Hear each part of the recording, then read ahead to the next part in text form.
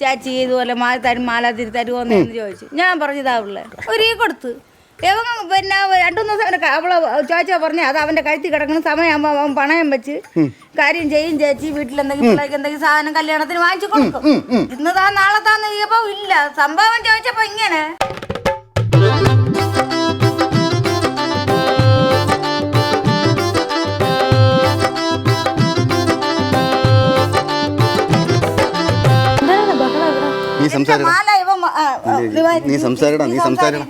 ഞങ്ങള് സംസാരിക്കണില്ല.